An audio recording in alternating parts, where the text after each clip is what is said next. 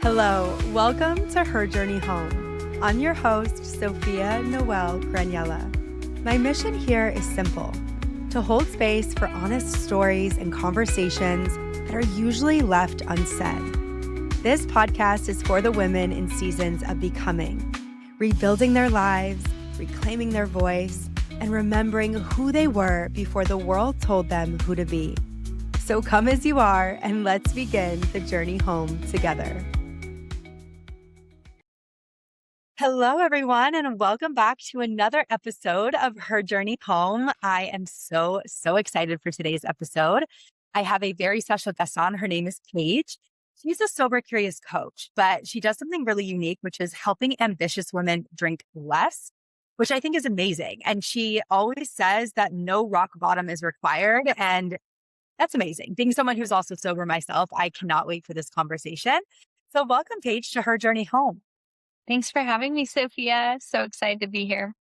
Oh my gosh, me too.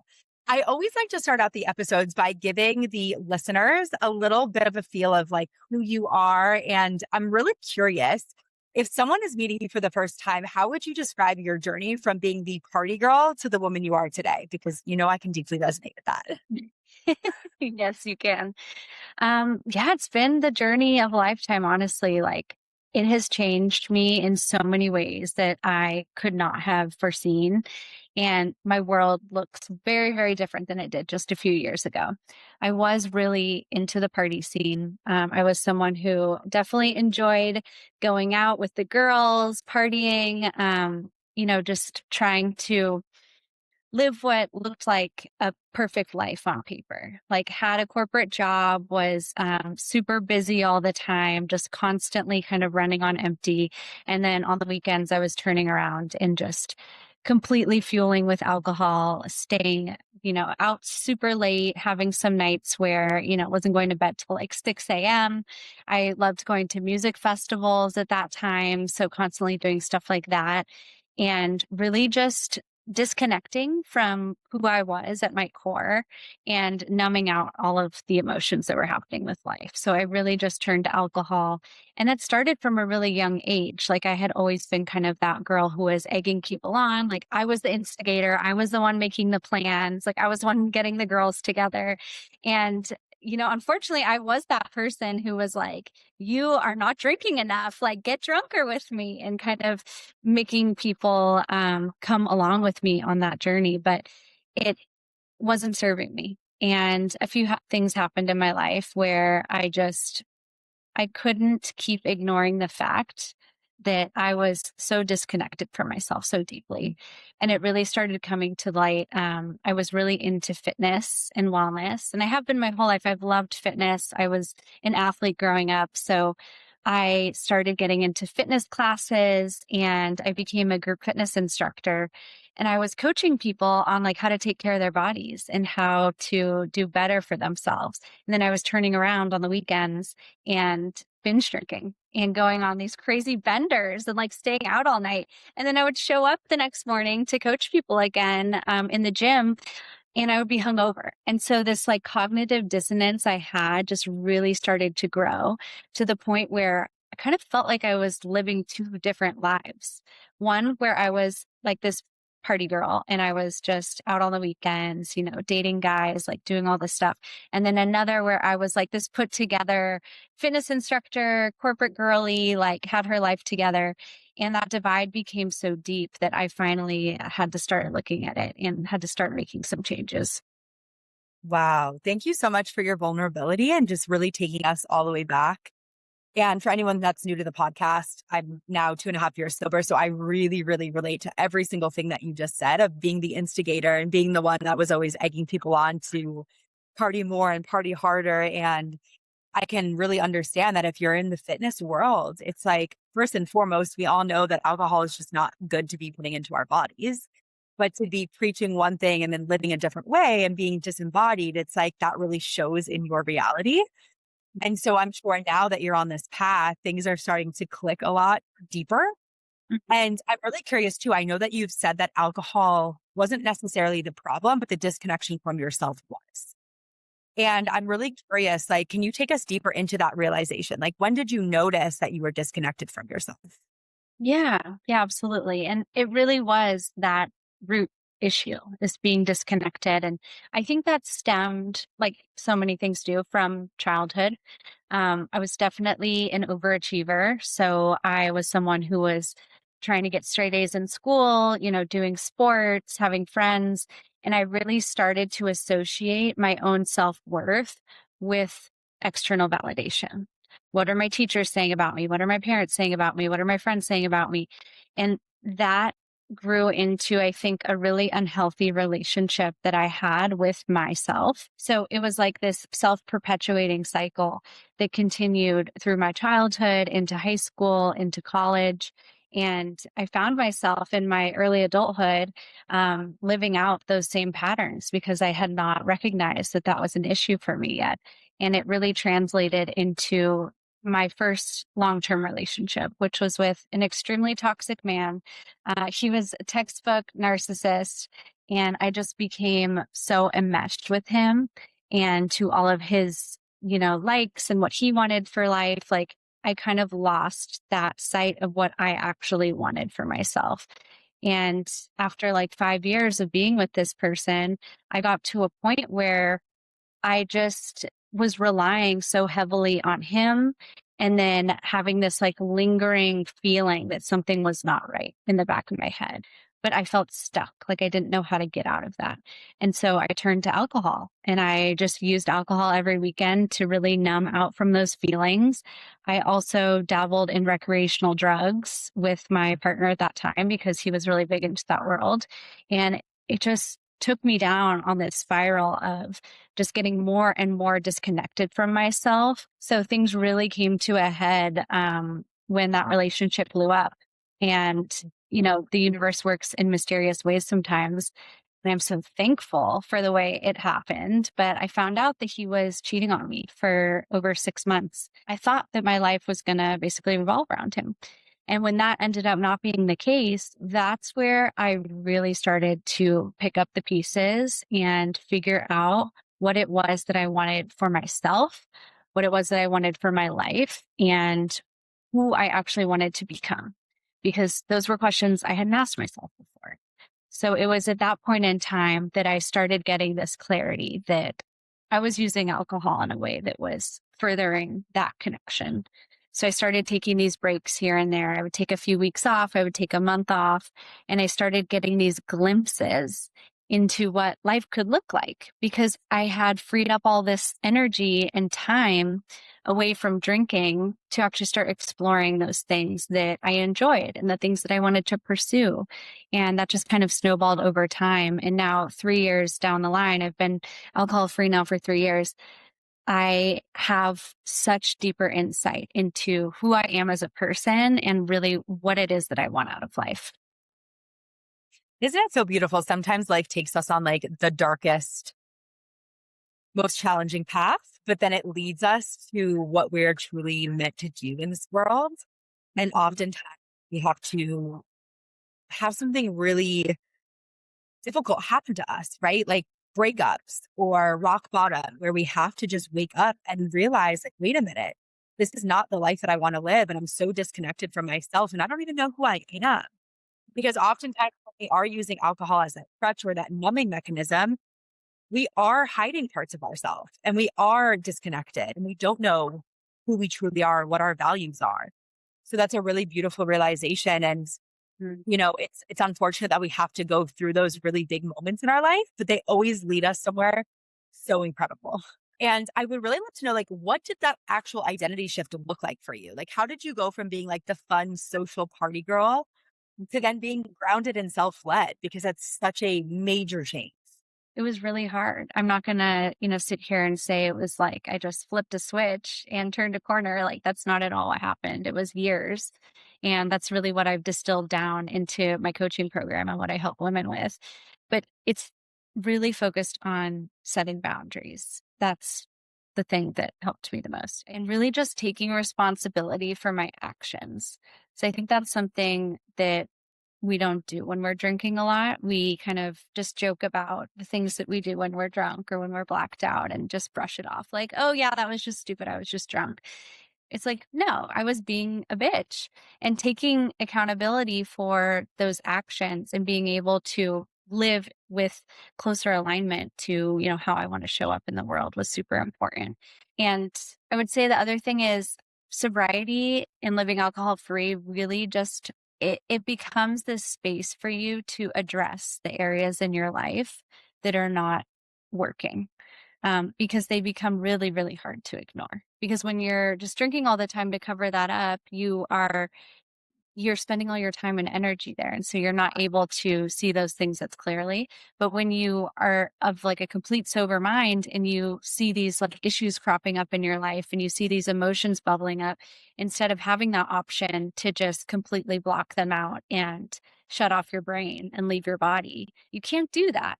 So you have to sit with that discomfort and then create a plan to make steps to find a solution and be able to start to fix some of those things in your life. So it really opens up this opportunity for creating a reality that is more aligned with what you actually want to see. And that takes time.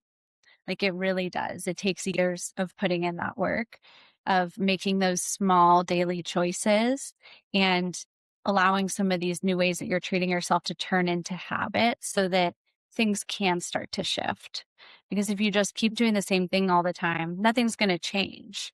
And that was something that I had to learn the hard way. Oh, yeah. So many of the things that you said were so resonant, just like the taking accountability piece, right? I think it's really easy to just blame someone else for our situations and our circumstances. Hmm. And when you get sober, it just takes off those rose colored glasses. And all of a sudden you're looking around and you're like, oh, wait a minute. I also had an equal part in this. And I think oftentimes we will bang our head up against a wall a million times doing the same exact things, wondering why we're not getting different results. Well, that's why, because you actually have to literally change so many of the habits. You have to interrupt lots of patterns and you have to start to create this identity that you're ready to step into. And that's not going to happen by repeating the same cycles, the same habits, being in the same environments around the same toxic people. So I really deeply feel that. And I think another piece of this puzzle is self-trust. Like self-trust is literally such a big piece of shifting identities. Yeah. And I know so often, myself included, there was like a little voice in my head that always said, your life will be so much more fulfilling without alcohol. But of course, it was terrifying. And I didn't trust it for many years because that was my identity. I wanted to be the life of the party. I wanted to have my friendships. I wanted to keep doing the same shit I was doing, Hmm. but I wasn't happy with my life. And so I'm curious for the women that have that little voice in their head that's like, hey, maybe you should get sober, or maybe you should drink less or change your life. How do they actually start to trust that inner voice, especially if they haven't hit the rock bottom yet? Yeah. I mean, you absolutely do not have to hit rock bottom in order to want more for yourself. And I think more people need to really take that into consideration because we look at alcohol as something that you have to be an addict in order for it to be acceptable for you to go seek support and stop drinking. But that's not the case. If you are waking up feeling ashamed of yourself, if you wake up feeling tired, you're going through your days irritated and groggy, or if you're just sick of certain patterns in your life, that is enough to spark change. It's just how much are you willing to commit to that process? And I think something that really helped me that had nothing to do with like rigid rules was just reconnecting to not only myself, but those things that bring me joy.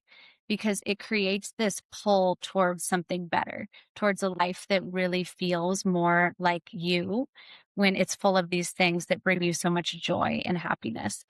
And alcohol in general is something that we use as such a norm, and it's been so socially acceptable for so many decades that we don't even think twice about the activities that we do with alcohol because it's just what everyone does. So one thing that I really love to do with clients is challenge them on going into a situation where they normally would have fun drinking, say it is happy hour, and do it sober, and then do a little reflecting after. Did you actually have fun?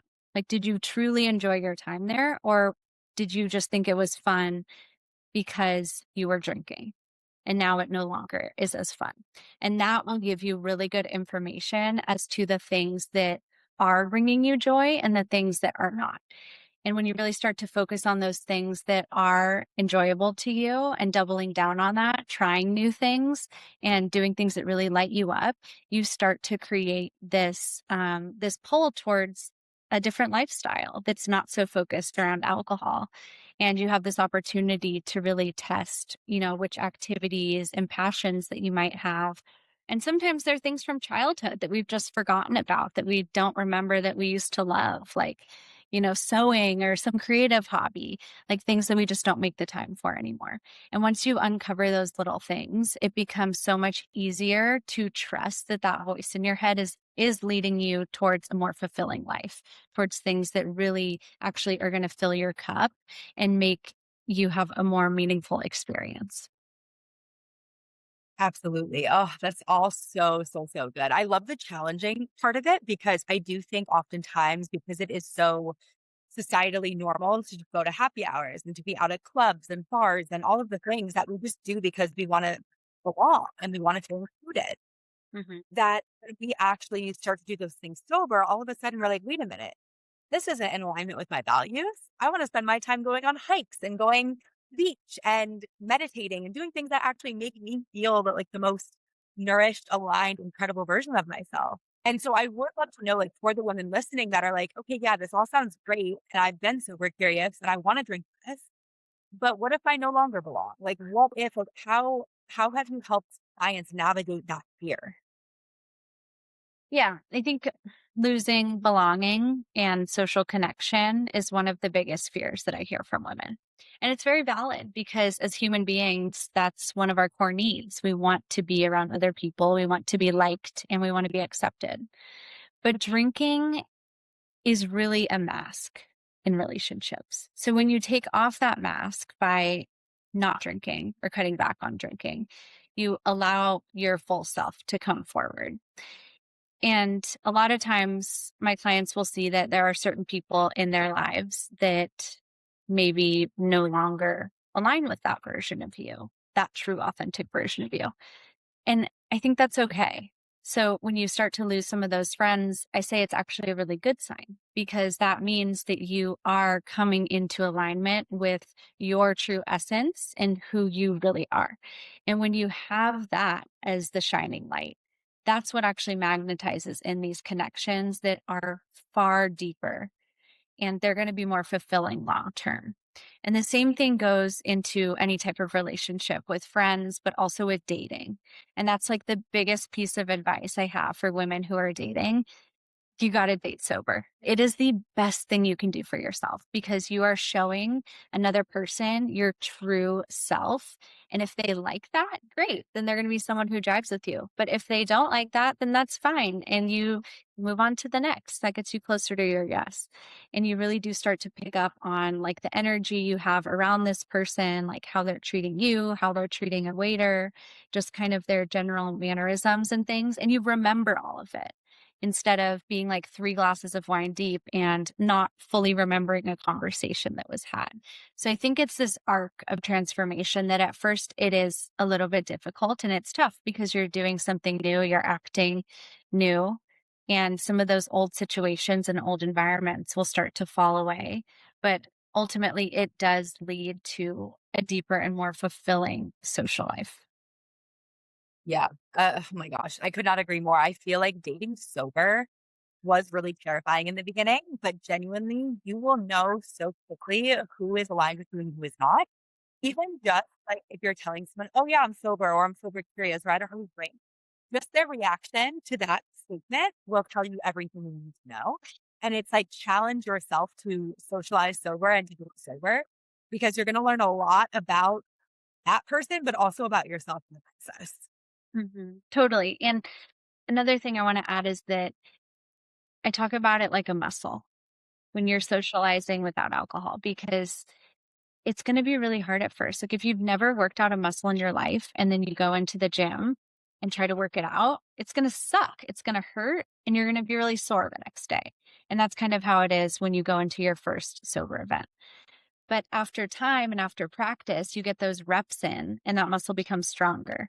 And then you can more easily access that social part of yourself where you're being funny and you're being witty and you're like able to have good conversations with people. It comes more naturally over time. And everyone has that power within them. 1,000%. And you're also just going to meet people that are so much more aligned with your passions and your values and the life that you're creating. Because I always think about this, but you're not going to probably find your best friends out at a bar. You're going to find them when you're trying new workout classes or you're going and spending time outside doing fun adventures. Like that's where you're going to meet people aligned with you because they're on a similar journey. Versus if you're putting yourself in these other environments, like, of course, you're not meeting people that are in alignment with this version that you're stepping into.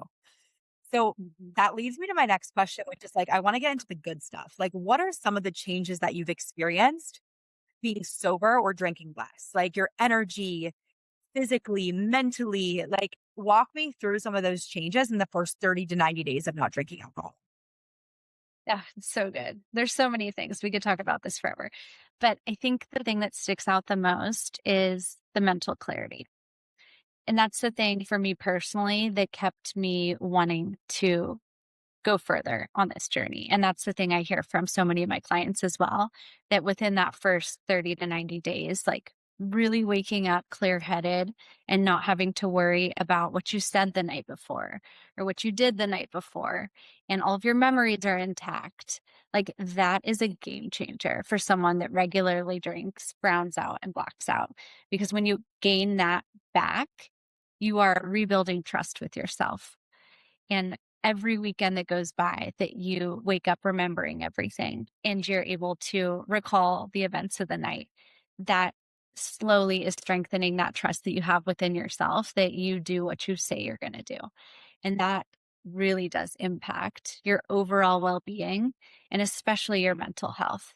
And that's happens pretty immediately. Like even in the first week or two of not drinking, you're going to find those benefits. Another big one is the inflammation, I would say, because alcohol is an inflammatory substance and it causes really bad inflammation, not only, in your organs, but in your gut lining, in your brain, and in your joints. And so many people see that puffiness start to go down and that irritation start to go down in the first few months, especially in the face. People see it a lot of times. If you have any sort of disease that is tied to inflammation, which many of them are, you start to actually feel better in your body. And when it comes to the gut lining, it really impacts digestion as well. So digestion is going to get easier. More nutrients are absorbed from the food that you're actually eating. And a lot of people don't know this, but you manufacture neurotransmitters in your gut as well. So it has a direct line to your mental health as well. So I think all of those things in conjunction just help the system to really start functioning better in the way that the body was really designed to do. It's like you're finally allowing your body to do what it knows how to do, which is how to repair, how to recover, how to that's where a lot of times the like sober glow up comes from. And lastly, there is the sleep component. And this one's really important because sleep is absolutely foundational when it comes to health. Your sleep becomes so much deeper when you take a few weeks off drinking. It is truly life changing. If you have been a big drinker at any point and you take like a few weeks off, you will see this pretty quick that your deep sleep and your REM sleep skyrockets. And then when you're getting this really good sleep, you just wake up with more energy. You're going to feel more energized throughout the day, and you're going to have that energy to dedicate towards things that you really want to do, which is why a lot of people find that they become more productive. They start getting really ambitious and wanting to do a bunch of things. Like people that go sober often like to start their own business or start doing some sort of side venture, a side hustle. And it happens to like you and I, Sophia, it happens to so many people. That's because of that extra energy that you have. Oh my gosh. Yeah. And like we could go on for days and days about all of this because genuinely, I mean, being alcohol free has changed our lives and so many other lives. And I think really like the sleep has been incredible. And yeah, the sober glow ups, like we look at people and their aura has shifted, right? Like they have that lightness and that magnetism, but also like their skin is clear and they're literally glowing from the inside out. And it's really cool what happens when you stop drinking. It really is like everything becomes so much clearer and like crisper. I used to say this to my mom because she's also sober, but it's like you look out into the world through a completely new lens. It's like everything is just like the flowers are prettier and like everything is just like you're just more present and you're seeing things through a completely different lens. So I love all of this so much. And we're kind of wrapping up here, but I'm really curious as well. How has being alcohol free for you like impacted your confidence, your career? What else in your life aside from what we just talked about has completely shifted for you? Oh my gosh, so many things. My entire reality has changed. But I think the first thing is it's really allowed me to rebuild that self-trust like we've been talking about. And that's a huge part of confidence, I think, is trusting yourself, like that whatever life has to throw at you, that you're going to be okay and you got it. That has been huge because that allows you to take risks. That allows you to do things that maybe you normally wouldn't do because you know that you're going to be okay. So for me, that's been huge. And in terms of like my, you know, confidence in myself, and it ties directly into my career, I spent over a decade in the corporate world. I come from strategy and change management. I did consulting for a long time, and I always kind of kept myself in this box, thinking that I had to do things a certain way. I had to follow this path that had been shown to me when I was younger, which is, work in the corporate, work for a big company for many years, and then eventually I get to enjoy my life. But I started really taking more risks, and I decided that this was my true calling. I went through everything that I went through so that I could now give back to women in the way that I needed when I was going through all of this. And it's allowed me to create this role for myself, which is a coach and a mentor to women who are struggling and want some more guidance on that path and who want to do it faster than it took for me. Because it took me almost 6 years to go from questioning my relationship with alcohol to fully sober. And that's something that I really pride myself in, is like that ability to get to the root of these limiting beliefs that hold us back from really living our best lives. And alcohol is such a cornerstone in that. Oh my gosh, what a beautiful journey you've been on. And now you get to do what you have always been meant to do. And I think that's why sometimes it's like when we're going through like the thick of it and it's really challenging and it's frustrating and it's hard, it's all shaping us into the women we are today, right? And it's leading us to this beautiful path that is carved out for us. And we are meant to serve and make such a massive impact. And your work is so freaking beautiful and needed in this world. And the women that get to work with you are so incredibly blessed and lucky. And I like to wrap up every single episode with what is one powerful message that you want every single listener to walk away with today? I know some people don't want to hear this, but re-examining your relationship with alcohol will positively impact your life in every aspect. And people just don't realize, I think, from the outside how much it truly changes things. Because it seems like this small thing, like, oh, it's just a drink on the weekends. It's just a glass of wine. Everyone else does it. So it seems insignificant. But it really does have this ripple effect into every single nook and cranny of your life. And that's because of the impact it has on your mental clarity, on your energy, and on the time that you spend. So I think for most people, it is the last thing that they want to try and change. It's like last thing possible if they are to, you know, work on all these other areas of their life. People want to, live clean. They want to detox their home. They want to, buy all natural products, but they're not willing to face the truth that cutting back on alcohol is a very simple and straightforward solution to improving your life. Because not only is it going to improve your health, it's going to improve your relationships. It's going to improve the way that you see yourself and speak to yourself. And it's going to improve your overall outlook on life in general. So if you are struggling with anything from relationships to career to your skin to your body, like cutting back on alcohol will help. Like that's a no brainer.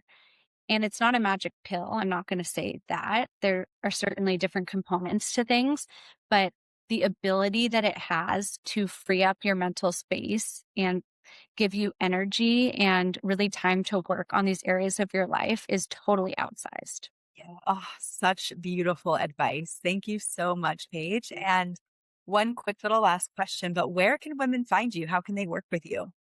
Yes, you can find me at sober_caliente on Instagram and TikTok. And I work with women one on one in the 3 month program. So I am always looking to find, aligned clients who are ready to put in the work and step into the best version of themselves. Oh, so incredible. Well, thank you so much for being on her journey home. And for anyone listening to this episode, if you are super curious or you've just been wanting to change your relationship with alcohol, definitely DM Paige and reach out to her because she's obviously a wealth of knowledge and has been on this journey herself. And like she said before, it took her almost 6 years to get to where she is. But when you hire a mentor or a coach, it's really to help you bridge that gap and to collapse time and to get results quicker because they have all the insider knowledge. So if you are looking to be sober, definitely reach out to her. And if you liked this episode, please go ahead and like, rate, and subscribe to the podcast.